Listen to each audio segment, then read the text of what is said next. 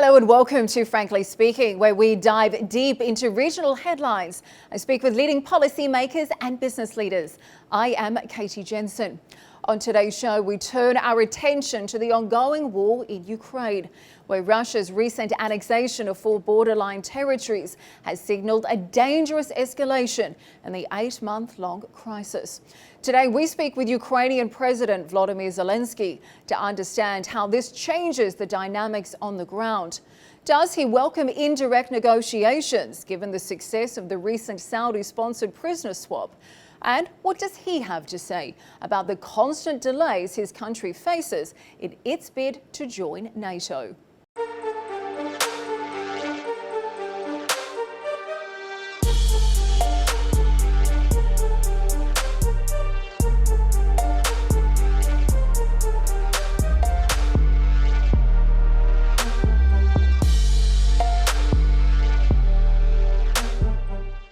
President Zelensky, thank you for joining us on Frankly Speaking. Now, Russia has just announced the annexation of 4 Ukrainian territories which it says voted to join the Russian Federation. Now, Moscow has also vowed to protect these territories.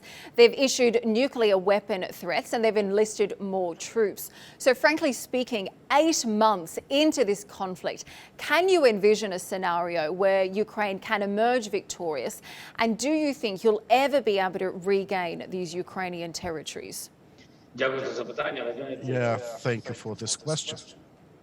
It's, about having to do business with the state which is a terrorist, which is in blatant violation of international law and is a blatant liar. And what they declare is clearly different from what they can. They said they will occupy our territory, our nation, but in 8 months of the war, I can tell you that we won back another yet city, the city of Liman in Donetsk Oblast, exactly the one that Russia declared as fully occupied a couple of days ago. And they said they had referendum and all the residents of Donetsk, Lugansk, Kherson, and Zaporizhia Oblast, all of them voted for separating from Ukraine and joining the Russian Federation. So meanwhile, we congratulate Donetsk Oblast with this pseudo referendum, and we continue deoccupying towns and settlements there. As regards Zaporizhia Oblast, another example of the lie, the city of Zaporizhia is the biggest one in the oblast, which is strongly in Ukraine. And I'm not sure what kind of referendums they had. We don't have any such referendums in Ukraine. We don't have any law even for that purpose. So I think this is a bloody PR based on human victims. And I can tell you just one thing, that we are deoccupying our territory on a daily basis, and this will continue until we reach our legal borders. And I can assure Russia and the Russian people that, unlike Russia, we are not interested in Russian territories. We are interested in our territory, in our borders, internationally recognized one from 1991. So what would a victory in this war look like for you? Do you think it will be possible to reclaim these territories at some stage? For us, victory is, in us uniting.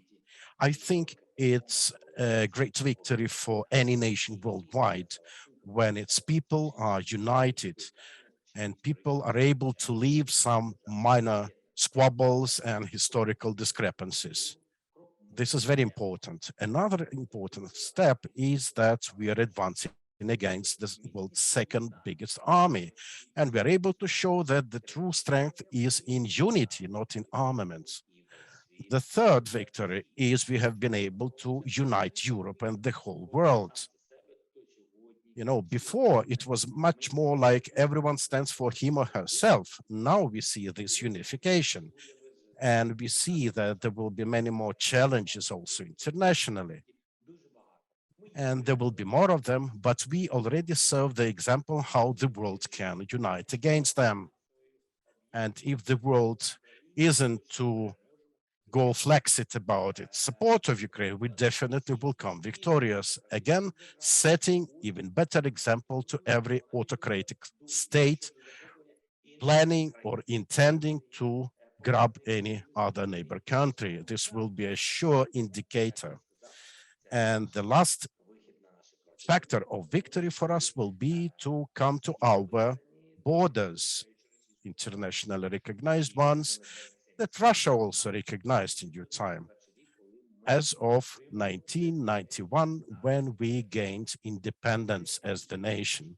So these are components of our victory. Well, there's certainly still some major challenges in the way. Let's talk about some of the events that have unfolded since the recent annexation of these territories. Now, firstly, you signed an urgent request to accelerate your application for NATO membership. And secondly, President Putin has offered to directly negotiate with you for the end of the war. Now, you have said that you will negotiate with Russia. However, you said not with President Putin. You said you will only negotiate with a new Russian president. Now, with all due respect, both of these scenarios seem quite unlikely under the current circumstances. Wouldn't you agree? As a president, I may be liked or disliked by someone. These are subjective things, but I'm a man of my words. I've always stood for peace, and only because of Russia, I had to turn into a president of a country at war because of the attacks. I tried for 3 years to find a peaceful way. I tried to talk to the Russian Federation for us to end the war in diplomatic way to avoid human losses. That was the only thing I wanted, and I suggested it many times. And yes, we had exchanges, we had different formats and steps like Normandy and others. But then we got the message from the president, who simply wants to swallow our nation in one go, destroying our people. And this is the man who comes up with ultimatums. And I can tell you that I try to keep my words. So if we are attacked, we have to defend ourselves according to our constitution, my pledge to our people. We are defending our country. This is what we will do, and we will reach our borders. It's just a matter of time. I'm not sure what can we talk about with the president of Russia, who says he wants negotiations, but parallel to that, launches those sham referendums, tortures people, rapes our women. I'm not sure what we can talk about with bloody butchers and terrorists. And because of that, we warned them. You did warn them, if you want to launch these fake referendums, there will be no further talks with the president of the Russian Federation. For if the Russian president cannot respect the law, the international law, the constitution, and by the way, not just our constitution, but that of his own country, he should not be violating our territorial integrity. If this happens, am I in a position to talk to him? He is not a president. He cannot guarantee even the observance of constitution in his own country. This is just another man for me, another person, another representative of the aggressor country. And yes, this is why we said that we are ready for negotiations, but with another yet president of Russia who will be capable, authorized to keep to his word. Okay, well, those feelings about President Putin are certainly crystal clear. But let's talk a little bit about NATO, because as I mentioned earlier, you've obviously signed an urgent application to try and accelerate your membership into NATO. But given recently your closest ally in the war, the US, we've seen the American National Security Advisor, Jake Sullivan, on September 30, just days ago. He came out and said that your NATO membership should take place in a different process, under a different situation. So if the US is your closest ally in the war, if that is their position, it feels like your NATO membership is further away than ever. Wouldn't you agree?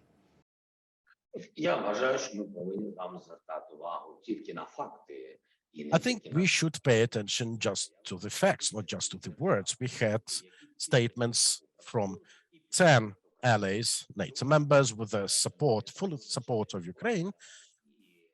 And I think yesterday there was a statement of Canada and other, well, representatives of European nations. I think it's a matter of time.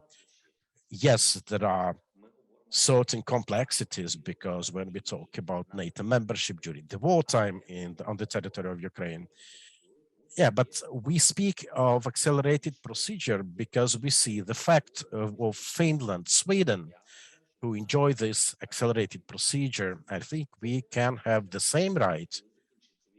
It's, yes, a matter of when the war ends, but already on this way towards the end of the war, we need security guarantees. This is what the application about. We need to see support from our partners. We do understand that for us to be a NATO member, we need to see their unanimous decision, but already on this way, they will have to show the nature of their support of Ukraine. They need to be able to guarantee our security guarantees.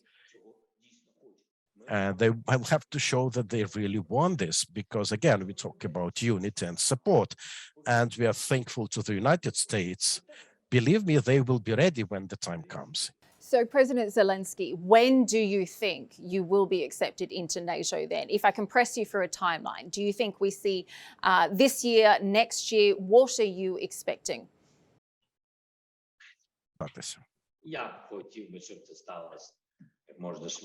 I would really like to see it come as soon as possible. I would rather say not when in terms of time, but in terms of geography. I think it might happen when we will be standing at our borders. Now, a number of countries have offered to mediate between you and Moscow, including Saudi Arabia, Israel, and Turkey.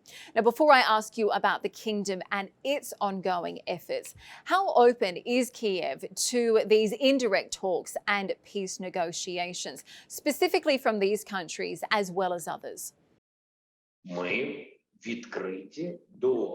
We are open to any proposals when it is about the results to be achieved, the result of such efforts, whether it is exchange of prisoners. We have guys headed by our intelligence service who are talking to mediators in an attempt to ensure exchange of as many prisoners of war as possible, and this has already happened. And by the way, I'd like to thank Saudi Arabia for the effort that you mentioned. And the latest effort was quite good. We were able to really bring back more than 205 residents, also nationals of other countries. And it was in Saudi Arabia that we were able to exchange a couple of US, British, Croatian, Morocco, Sweden nationals. So quite nice initiative. Also, there is another initiative like the grain initiative, when we see that there is a certain process that works with mediation, and it surely brings results, and we do support it externally and internally.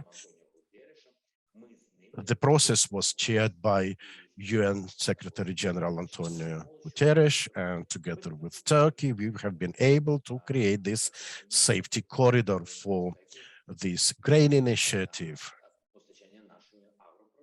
just for the sake of supplying our agricultural produce to African and Asian countries. I think this is quite a positive result. So I do support every such initiative. I want to ask you a little bit more about this successful prisoner exchange that Saudi Arabia helped mediate between you and Moscow. Can you tell us any further details? Is this the first of many? And why was it that the kingdom was chosen as the trusted partner to mediate between both sides?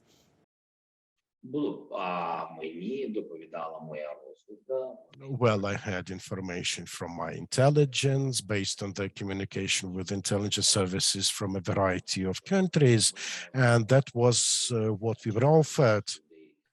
I was told that we can get some of our people already in Ukraine, and there are also several places that can work as mediators. And we had from our international partners a selection of so we had talks with the 5 countries I already mentioned about their nationals, and we had contacts with Saudi Arabia, among other countries, and it did work. I will tell you openly that it also worked nicely with Turkey. We had our several servicemen staying there. They were threatened with tortures and time behind bar in Russia. Meanwhile, they're recovering in Turkey. The majority of our POWs returned home. And yes, you correctly mentioned Israel and a number of other countries. I will be frank with you. We talked from the outset of the war, from the very beginning of this full-scale invasion, and even before that, because we have many political prisoners like Crimean Tatars that have been incarcerated by the Russian Federation in the Crimea and elsewhere in Russia. We have also many people sitting in prisoner camps on temporarily occupied territories in Donetsk and Lugansk Oblast. So we try to talk about that back then during the Normandy format with President Putin, and French President Macron was involved, and one of the first exchanges took place back in 2015.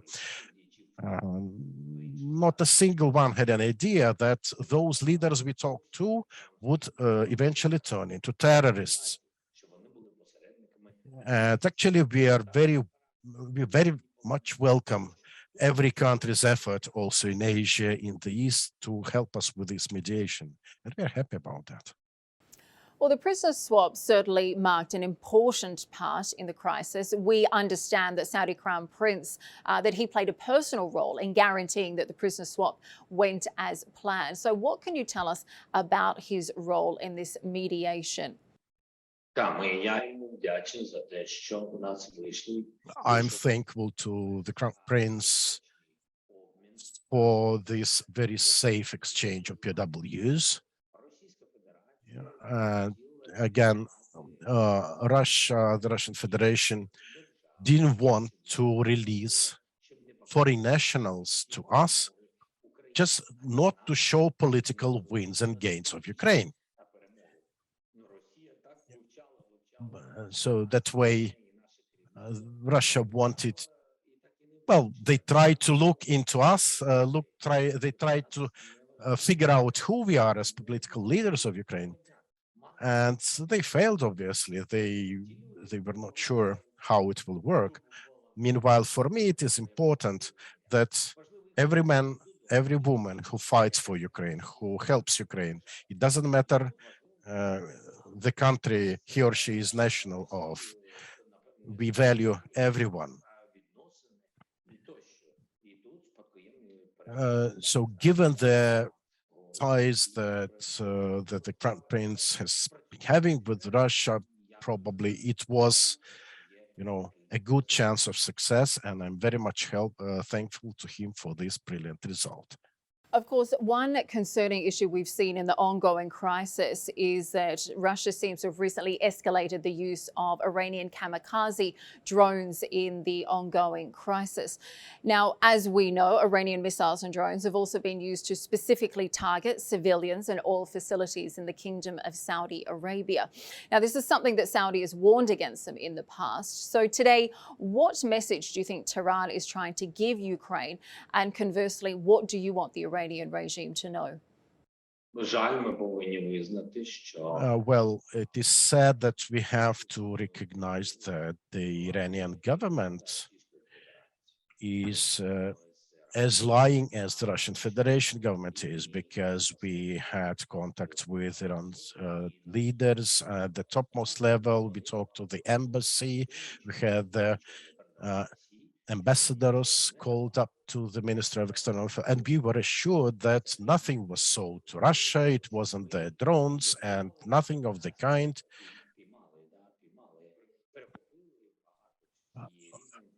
And meanwhile, we have been able to capture down a lot of those drones. So it's already not about, empty talks about referendums and someone's plans to, end the war the way they want. It's about a clear fact. We have the number of these downed Iranian drones, and these have been sold to Russia to kill our people. And they are, you're right, they are being used against civilian infrastructure and civilians, peaceful civilians. Because of that, we sent Iranian diplomats away from the country. We have nothing to talk with them about. So it's lies. Now, other comments we've seen in recent days, Chechnya's president has come out and said that Russia should use more radical measures against Ukraine. Now, he has suggested the use of a low-power nuclear missile. How would Ukraine defend itself against something like that? And how much of a concern is it for the international community that nuclear weapons are talked about being used in this conflict? Саме в цій заяві я не вважаю. This exact statement that you mentioned, I don't think it's at the level that I should respond to. I think I should respond at the level of the president, maybe when it is a parliamentarian republic, to someone at the level of prime minister. I can also talk to journalists because I feel that they're at the same level with me. But answering some, statements from a terrorist who even was not elected by his own people, a terrorist who says something about nuclear armaments, this is not serious. Come on, in modern world, how can someone threaten others with nuclear weapons? Yeah, we have lots of terrorists worldwide. We have killers, but I cannot condescend to talking to any terrorist like that. Now, in a recent poll from Arab News and YouGov, we found that at least when it comes to the Arab world, people are blaming NATO and President Biden's administration they're saying they are the ones to blame for this war. So do you agree that if NATO had accelerated your application, of course, Ukraine has been waiting for membership since back in the 1990s, do you believe that this war would never have happened? В 90-х роках я був студентом. Well, I was student back in 90s. I can tell you my personal take of it. Back in 90s, there was no such big support of the alliance in Ukraine. First, secondly, I truly think that should Ukraine be a NATO member, there wouldn't be this war. But I can tell you, when I was a student, we also were talking about that. I was studying law, and everyone seemed to understood that whenever Ukraine becomes a NATO member, Russia will launch a war. But now I think, yes, should Ukraine be a NATO member state, there wouldn't be a war. But if Ukraine would be NATO members back in 90s, I think risks would be high for this war to happen. And the last thing, I think it's just to say that we already earned our membership in NATO. And I think if Ukraine would be accepted there and in the EU, probably it would not draw that much aggression from Russia, and Ukraine would be another country. And it would serve another measure of greater security. I think Ukraine has earned this right to be a member of the EU and in the NATO as a security alliance quite some time ago. And again, we have strong support from the United States, and Biden administration and Congress are supporting and assisting us. And truly, this war was started by Russia, and Russia is the only one to blame. What else could the United West do to avoid it? Maybe they could do more, but to blame the United States, that the war is because of them. This is not just, this is not true. Only Russia is guilty of that. So even with NATO membership, you feel this war was inevitable under President Putin. Now, you had some interesting comments at Davos this year. You talked about investment opportunities in order to rebuild Ukraine. You said that countries or global companies would have the opportunity to help sponsor entire cities or sectors in Ukraine. Can you tell us more about this program, and are you in talks with any Arab governments about these investment opportunities? Я хочу до НАТО закінчити однією. Sorry, just to end the piece about NATO. Your first words that the risk of war under President Putin would still be there. Yes, it could be, but again, back in '90s, Russia was not as sure, as brazenly sure right after the breakdown of the USSR. It was the time when countries from republics of the USSR were gaining independence, and Russia was not that concentrated. The power was not that concentrated, and because of that, they were more democratic. They were not that autocratic at the time. And because of that, they used to have opposition inside the country, and the risks of war would be much less than now. But well, now, what can we say? If we talk about condition that if Ukraine becomes a NATO member, Russia will start war, this is no longer working, not performing. So we see what is happening now. As regards your main question, I think there will be enough place in Ukraine for everyone willing to help, for every country, for every company. And it will be possible for every country to present their recovery efforts and contributions as the state, and there will be a possibility for private companies, for Arab countries as well, because it is about rebuilding, recovering the whole of the state, of the nation. Unfortunately, we have ruin in all the walks of life, in all the pieces of life here, be it healthcare, be it bridges, be it electric power generation, take our power plants. So lots of avenues to explore, and we would really love to see Arab businesses and Arab countries to be present and working in our country. We are ready to offer wonderful terms and conditions for businesses, fiscal and so on. And there is also one ambitious aim for every country willing to come to Ukraine with an idea of recovery.